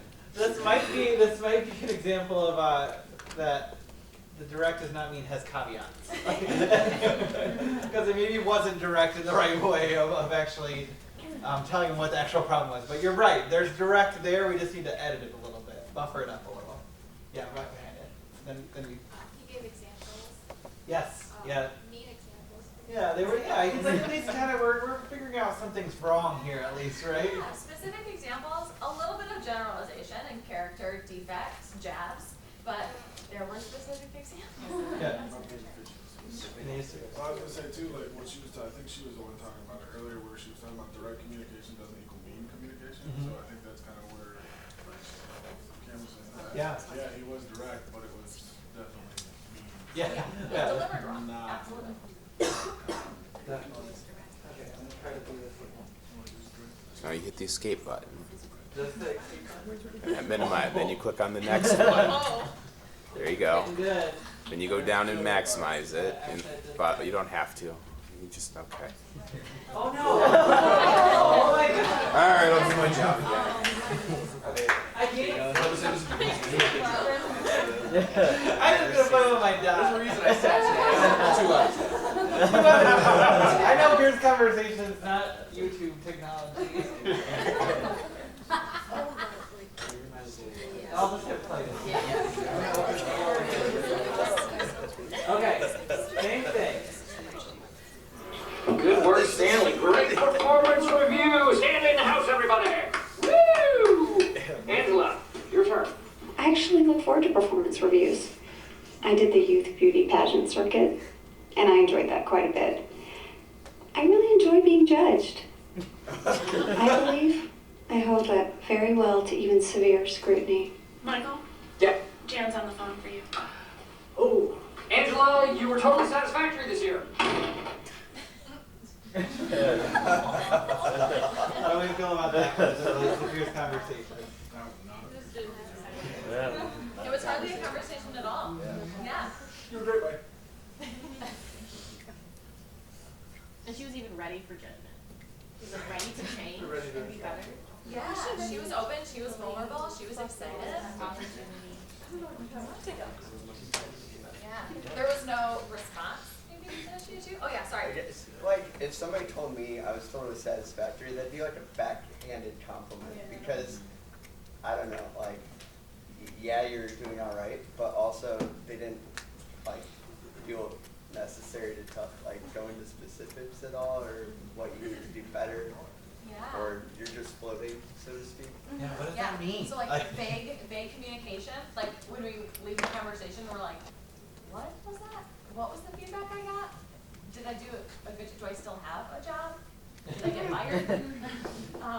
You know, that could be one of the worst things, especially if you have to have a termination conversation. If that person leaves and they're smiling, you probably didn't communicate the issue at hand properly. Yeah, absolutely. Any other quick 2 points? Obviously, those are kind of hopefully a fun way. I'm aware that this is a lecture-heavy self-reflection, so I just wanted to have a little bit of fun if we could. Anything else on those? All right. These are all just this is kind of the one that we just talked about. Don't overthink when we're trying to build a conversation before it happens. So common, huge, happens all the time. Neutral space, what would that mean for, let's say, a friendship? Would that mean inviting them over to have pizza and a couple drinks and then having it just like, I mean, it's casual, you bought the pizza, you're just gonna have it quick at the little. Go to the pizza place. Go to the pizza place, a neutral space. Go to the library if you're on campus. Go somewhere that's not their house, someone that's not your house. That's really important, because as soon as you walk into someone else's space, what do you feel? You're in someone else's space, and your comfort, and no matter how good of friends you are, is still aware that, okay, when I get done using this blanket after we're having movie night, like I'm gonna refold it or re-put it back, or if I'm okay to leave it in the corner, that's fine, but you're still aware that you changed something in that person's space most of the time. So just be aware of what that comfortability is. It's not just you being comfortable in the situation, it's both parties. So if and when you guys are bosses, which I see for everyone in here of some level, you're gonna maybe have to have a termination conversation. Doing that in your office is one of the most rude things you can do, because it's not a fun conversation for anybody. But not only are you making them feel uncomfortable, you're inviting them into your space where you have your desk all set up with your cats and your dog pictures and whoever you're with. Like, that doesn't feel fun for them. Like, they're uncomfortable as is having this conversation. So find a space out there, like open a conference room. Go in there, sit, have a conversation that needs to be had, and then move on. Okay? Neutral space is huge. So neutral space too, like physical neutral space, but also like a power neutral place. When you guys are in leadership positions, which like Grim said, we all see you guys holding these positions one day and having an office for yourselves. When you invite somebody else into your space, you have the power. And a lot of the times too, whether it's actual power, like leverage against an employee if they're working under you, or even if it's perceived power. If you're inviting somebody into your territory, this is my physical turf, and I'm running the conversation. That's really intimidating and might not necessarily even be fair to the other person as well. Even if you're finding a neutral space and you go on a walk outside. That's a really good one too.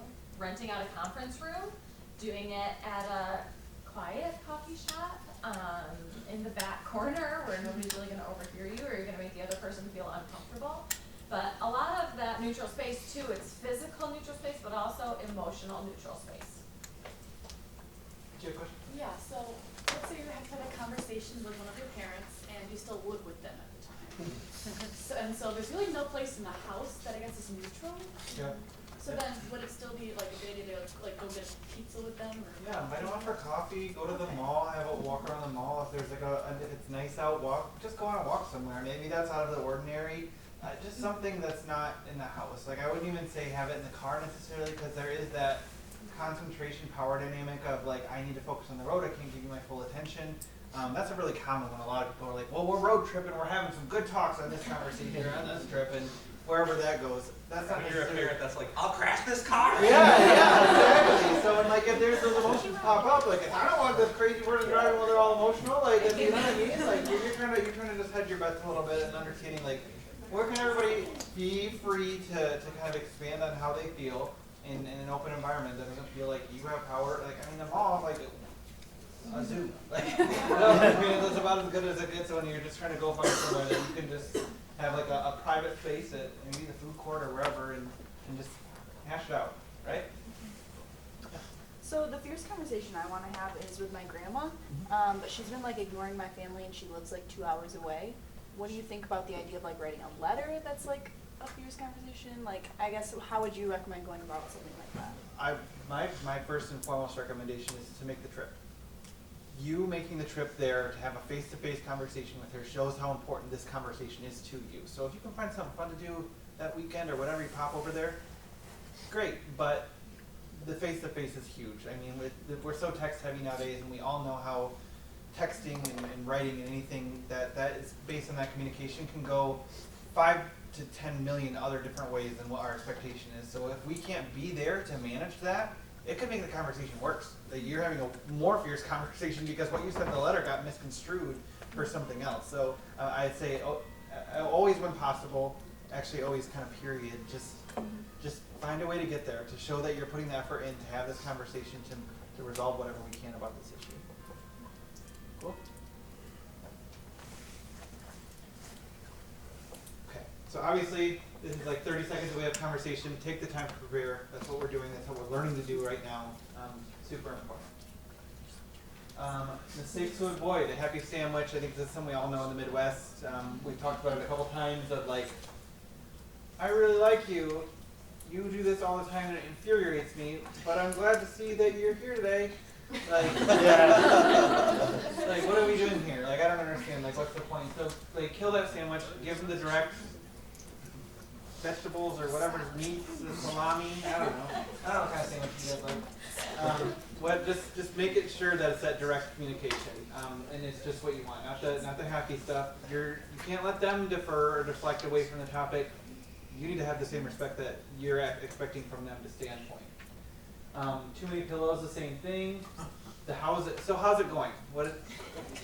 Who starts a conversation that way when you're actually just like a normal human? Like, hey, how's it going?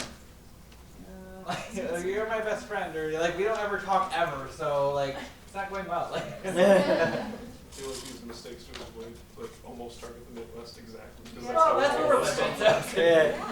And a lot of these things too, like when you're doing a happy sandwich or it's too soft, like too many pillows, what you're actually doing, in my opinion, is not respectful towards the other person.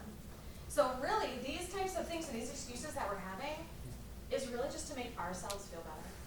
Well, I'm gonna feel like less of a jerk if I start a conversation like, hey Jordan, how's it going? Good, how about you? Well, like, right, like literally, that's so it takes a total turn. And so, yeah, what I'm really doing is trying to make myself feel better, making the conversation easy for me. Another thing, mistake to avoid, is to say, Jordan, this conversation is really difficult for me to have. What conversation? Well, and it's going to be difficult for that person here. So yeah, I'm making myself feel better by giving myself some excuses and trying to soften it just for my own sake, so I feel better leaving.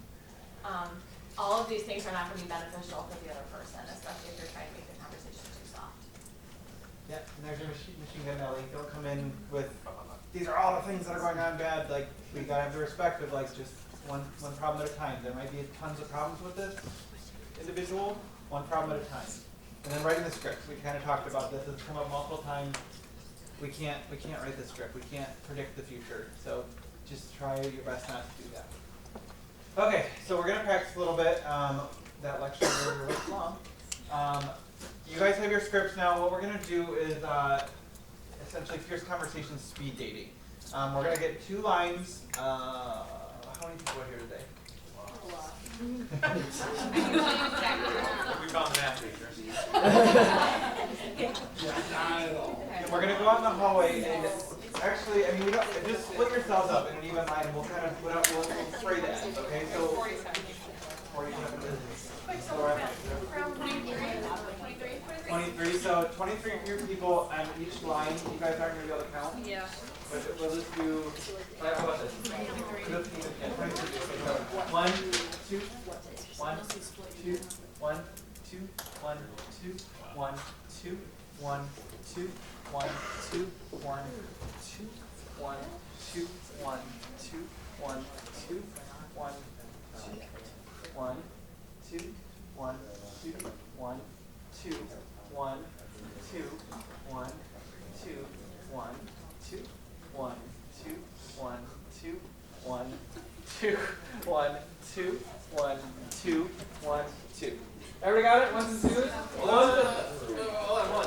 Before we do this, those of you who were here last time we did this know it gets loud in the hallway, right? So we're going to have you spread way out. That also means it's hard for us to kind of bring everybody back once these interactions are done. So what we will do, let's just skip the directions. Right, that's what I was going to say. Oh, never mind. Sorry. No, go for it. So, okay, so this is your time to practice these fierce conversations that you've written down on these sheets, right? You got your primer. What you're going to do is you're going to be faced with somebody right across from you, and you're going to pretend that that person is the person you have to have your fierce conversation with, okay? You'll have 30 seconds to give them 30 to 45 seconds to get through this list. Remember, this is just your conversation starter. This just jumps you into this conversation, right? They will then have about 30 to 45 seconds to give you feedback. And I want you to give each other very fierce feedback. Crisp, concise, productive, right? If someone's saying a lot, let them know. If someone's using a word that like, I don't think that word's very powerful, let them know. Make it quick, right? This isn't personal feedback, you're just giving them feedback on this conversation. And then you switch, and that other person gives you their prompt for your conversation starter, and then the other person gives feedback. Does that make sense? When the two of you have had a chance to, each person has given their conversation and given feedback, please try to stay quiet, right? Because that's our indicator that you're done, and then it's time to move on. Just because it's hard to manage a group this size in the hallway. So, ones are going to be on the far wall, twos are going to be on this wall. Ones, you will not move. Twos, you're going to be the only ones who move, okay? So we'll tell you when to switch, and twos, the full one on this far end will come all the way down to this one. Does that make sense? Yes, sir. So we're going to just do like relatively quick debrief. Grace has some stuff for you to end out the session. But what I want to do is kind of have a quick conversation about the what if. So this is the stuff that we're not thinking about while we're building the conversation. We're not going to plan for this stuff, but what if? So some of the worst case scenarios. So they cry, they walk out, they respond physically, they respond too well. What does that look like? What does too well look like? They agree with you? Yeah. Oh yeah, that's right. Yeah. I'm a terrible person, you're right. Yeah. Go ahead. Could it be like turning the conversation? What's that? Could it be like turning the conversation? Yeah. Well, they're saying, like, you're telling them what's going on, and they're like, yeah, I totally see that, but then you kind of do this, and they're like, oh shoot, Yep. I do that. And then what do we do when that happens? We keep talking. Yeah. I mean, I feel like it depends. If they're redirecting and like bringing up a different thing that you do that's not related to the issue, so like if you're trying to talk about like, you know, this one issue you have, and they're like, well, you also do this. Yeah. And even if that's true, you can say, okay, you're right, like that's true, but I think that's a conversation for like, I still want to have that conversation, but can we put that like in a box to the side for a minute? You're 97% of the way there, so then what do we do after that? Then you redirect them back to the original conversation. Yes, Yeah. there we go. So it's great, perfect. Okay, this is a perfect box of stuff that you're right. I would love to have a conversation about that. Let's put it aside. Not just put it aside though. Remember the issue that's at hand right now that we're resolving, right? So make sure we get to that step back of bringing it back in. So perfect. Yeah, something else happens. There's any number of responses. Go ahead. So I'm a crier. Yeah. I was just gonna bring this up. Yeah. My eyes water too. I'm a crier. So even if something is like brought up to me and I'm like, yeah, like we need to talk about this and I admit my fault in that and like I want to have this discussion, Yeah. I'm probably crying while I'm saying those things. And oftentimes that makes people immediately like, you know, feel like they're at fault then because they made me cry, which isn't true. I just cried. So what do you do when someone cries, and how do you continue on with that conversation? So I want to open this up to the room a little bit because that's a great question because I think that's pretty common, honestly. Like there's a lot of like emotional buildup that's there, and you're just kind of letting it all out. And whether you are or not a crier, what do we think we can do about that? Or maybe someone who's not a crier, how do you think she could best respond in that situation? Anybody have? Yeah. So I do sometimes cry, and I tend to preface it with like, okay, I feel like very strongly about this. I'm very emotional about this. Like, I probably am going to cry. Please don't take that as like you did something to make me cry. I just need to have the conversation, and I'm going to cry, and you need to like just ignore the fact kind of that I'm crying, and just like listen to what I'm really saying, and not be distracted by the fact that like I'm emotional about it. Or recognize that I'm emotional about it. Don't ignore that I'm emotional about it, but ignore the fact that like I'm in tears. Yeah, that's a great way to phrase it too. And if you're delivering the conversation and you're more prone to crying too, so like if you're initiating a conversation, the more you practice and the more like you physically say it out loud, you call me, I'll listen to you, open up, you can cry with me on the phone. But we want you just to feel confident. Right. If you still cry, that's okay. That's absolutely okay. But we want you to feel confident in your conversation too. So if crying starts to shake your confidence at all, practice out loud. The more you practice, it kind of, it takes the emotional charge away a little bit too. And you might be surprised with, you know, how you can deliver, how you can carry yourself. But I like what you said too. Like, I am emotional about this and this impacted me. Because remember, you also bring in the information, or bring in the emotional piece too, to that introductory conversation. So it just, I think, ties in with that. But what about somebody who cries when you're delivering? What if the other person starts crying? What would you guys do? So that happened to me. My conversation last time we did this was with my older sister. And I'm a crier, but I didn't cry when I was delivering. That was a big surprise. But she did. And I think with a family relationship where you are kind of emotionally involved and responsible for that person, I think in a work relationship, you're not responsible for like their emotional, you know? There is a space to let them cry. And so when I invited her for response, she was like tearing and crying, and she doesn't really cry, and so I just like let that happen. And if there's a point where both of us are in tears, it's because we've realized how much this relationship means to us, and because we're grieving the fact that our relationship is going in a place that it's not supposed to, or that we don't want it to. And that's okay. That's important. It's you and this other person versus the problem or the miscommunication. And so I think there is a space to give time for that. 100%. Bring it back to tissues. Yeah, for sure. There's one thing that I always kind of allude to when there's like an interview. So people be like, I'm so nervous for this interview, and what I tell them is, if you're not nervous for the interview, you don't care, you don't want it. So hopefully this should be accepted as like, if they're crying and you're crying, or whatever emotional response there is, more likely than not it's because something is triggered, because everybody responds in some way to heavy emotional impact. So considering it from that standpoint, and maybe that's not always the case, but considering it from that standpoint, know that they actually have some sort of investment in this, that they do care about. There isn't the silent response or the walkout. If they're not willing to kind of build that conversation and have an emotional response in some way, it's not supposed to be easy, then maybe that, once again, is your answer. Anybody else? On the topic of crying or another? In general. Okay. Like, this is kind of our series. I know we guys did the what if, but I didn't want to also lose the there's topic, this, so. but I had because I had another what if question. So what if the person has a history of shutting down when you try to have difficult conversations or fierce conversations with them, and being like non-responsive or even using like being like sarcastic or deflecting? Because one of the people that I wanted to have a fierce conversation with, like in the past, when other people like in our family have tried to, or when I tried to, she just gets really sarcastic and will be like, yeah, you're right, I am like that, and like won't give you any like that like actual conversation. And it's like, how do you then try to start, and some of the conversations that have been initiated that cause that response haven't necessarily been initiated in the best way. Sure. And some of them have been initiated in more valid ways. So it's like, how do you then try to get at a conversation with that person? Yeah, I do want to say that these are open to the room. So if you have something, yeah. I was just gonna share my experience. I've had that where the person was like a block, and I'm like telling them everything I feel with my emotions, and she was just very sarcastic. Eventually, I became a block and I left, but I reapproached the situation with, hey, so-and-so, I want to really have this conversation because it's important to me and it's important to our future of our relationship. So I kind of just said what I wanted to say, and I said, I want to live with, we can revisit this another time over coffee when you've had time to think about it, when you've had time to journal through it, and then we can just have coffee and really talk about resolutions, what you're feeling, how to move forward, because at this moment, you're being sarcastic and this is really important.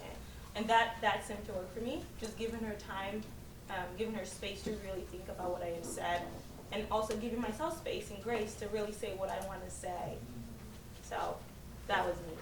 That's great. That's great. A great way to try again for sure. And I would not hesitate to try again. Change maybe some of the external factors. Maybe find a different location to talk to that person. Phrase something differently. Go back and think like, how did I word that again? How can I word it differently? Maybe in a way that either seems, we all try to be as less threatening as we can, but we're still trying to be direct so that the person knows the impact it's had on us. But I wouldn't be afraid to try in a different space or follow up and say, like, I know that you might not feel comfortable talking about this right now, but it's important to me, and I would like to find a time next week that we can meet up and talk about this again. But sometimes by setting a time on it too, it tells the other person like, okay, prepare for this. This issue hasn't gone away just because I brought it up first or one time, but I'm gonna follow up with you again about it. Yeah, and there's a lot of consideration and respect that needs to go to what effort you want to put into it. If there is a block wall and that's very, very emotionally draining for you to do, you need to have a conversation with yourself. Is it worth putting that time in to kind of break that wall, or to give them the time where you're kind of sitting in limbo of like, well, this is just prolonging this emotionally draining experience that I'm having. Is it worth kind of keep continuing to put that effort in? That's a question to ask yourself. But in that same wheelhouse, you need to understand that giving someone else respect to process things their own way, that needs to be okay, because if you start this conversation after someone's had the worst day at work and are just in a totally wrong headspace, yeah, I guarantee they're not going to give you the response that maybe if you're looking hopeful for it, that you'd hope to get. So just be considerate, like when you have a bad day, like the MRI, most respectful interpretation is like if they have a terrible response, maybe it's not necessarily the situation's fault so much as the external factors that are playing into it. There is one of those I want to make sure that we talk about really, really specifically. What happens if somebody reacts in a way that's physical? What do you do? Remove yourself in that situation if you're You got it. Yeah, immediately. Yeah, if somebody reacts in any way that's physical, aggressive, abusive, like you're out, you're done, right? I want to make that really, really, really, really clear, because while we're tasking you with being brave and having these hard conversations and jumping into these things that are scary, it is never, ever, ever, ever okay to put yourself in physical jeopardy for the sake of finishing a fierce conversations, right? Yeah, that's when, at work we talk about like, you're out, you call security. Like, and I'm not. There's no redirecting. No redirecting, no, let's try again, you're done. And the way that people respond physically is not always with physical aggression towards you. It could be like, and we really see this stuff, like throwing a chair, pounding on a table, things like that, and that's, again, that's just a line to me. Like we're done. Like that's not appropriate. What's that? Sometimes. Yeah, depending on the person, right? I would say any kind of reaction that makes you feel like you're in physical danger, again, whether it's a verbal, anything like that, like you're out, you're done. I mean, we talked about like we don't always get resolution, but we always get an answer. That's an answer, right? And that's it. You do not have to put yourself through that. So everybody understand that? Yeah. And I mean it, right? I mean, at that point, you've done your due diligence, you've made your effort. That's all.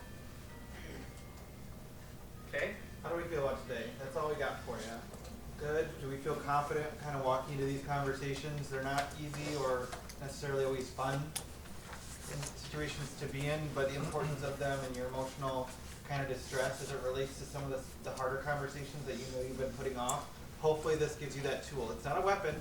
It's not something that you can come out and throw a bunch of stuff at them. It's a tool. It's a tool for you to use to create better relationships with the people that you care about in your life, okay? And make decisions maybe more accurately on where you want to divert your attention and emotional energy, okay? Before we end really quickly, we did add a new portion to this that, you know, we start with these kind of conversations because typically they're the most difficult for people to have, right? And once you get really good at these fierce conversations that are tricky, that are tough, that are, you know, emotional, that are hard, you tend to get really good at all the other kinds of fierce conversations just because they come a little bit more naturally and easily. You know, things like having tough conversations at work, negotiating salaries, interviews, all those kinds of things, coaching. But I think it's just as important that you have fierce conversations that are positive, right? So while your homework is going to be to have your fierce conversation, right, that Jordan's getting to, the other piece of it that I want to add is to have a positive one, right? Have one that's good. Have one that's positive feedback. A lot of times, you know, the feedback that we give people is like, well, you're adequate, right? You're swell. That doesn't help, right? Give people specifics, like, you've made me so happy and this is why, right? So name the issue. Jordan, you've made me so incredibly happy with the work that you've done. When you did this, specific examples, right? Your emotions, I'm thrilled, right? Clarify what's at stake. You keep doing this and I'll give you a rate, you know, whatever it might be. We all heard that. You know, yeah, right, yeah, write that down. And invite a response, right? So you can use this same model, but give people positive feedback, right? We assume that people know, especially, again, we're going into the winter season, we're going into the holiday season. Give people that little boost, that little bit of feedback, that little bit of, hey, I appreciate you, and here's a couple specific reasons why. Fair enough? Any questions? Yes. I was gonna say, as you said that, we do the same thing at my summer camp. We like on counselor, we learn to do that. We call it DLPing, called describe, label, praise. That's how we remember how to do it. So you like describe what the person did, and then you label it as like an adjective, and then you praise them for doing your job. I love that. Yeah, exactly. It makes it tangible, right? Yeah. When you tell someone like, you're great, that doesn't, feels good for a second, but I don't really know what to do with that. It doesn't tell me how to repeat it. Like, is it my personality? Is it my hair? Is it everything? Whole package? I don't know. You know what I mean? What is this? So that's great. I love it. Excellent. One thing before I pass it off to, well, two things actually. So Matt just did mention your homework, so do this. Do this before our next meeting. I would love to hear what they are, how they turned out, good, bad, ugly, in between. This is a space we can talk about it and hopefully give more courage to one another to have these types of conversations, however they ended up. So it's a comfortable space, hopefully you guys can come and rock those out and we can talk about what went good, what went bad, what can go better next time. So yeah, there's that. So do that, have the happy one, that's a double homework. And that's all we started doing this year. Please get on your phone, fill this out, let us know what we did good, what we did terrible at. A lot of stuff was on the last survey. As much as we do love and appreciate hearing positive affirmation, there is something we can do better. So if you just think a little hard, let me know and Grace know what we can do a little bit better to make this more beneficial to you guys, okay? So in that, what can we do better? If you can think of something, we really appreciate it. As much as we hear nothing, we're perfect, we're great, something, let us know. So yeah, on your phone quick or however, and then Grace has some good news.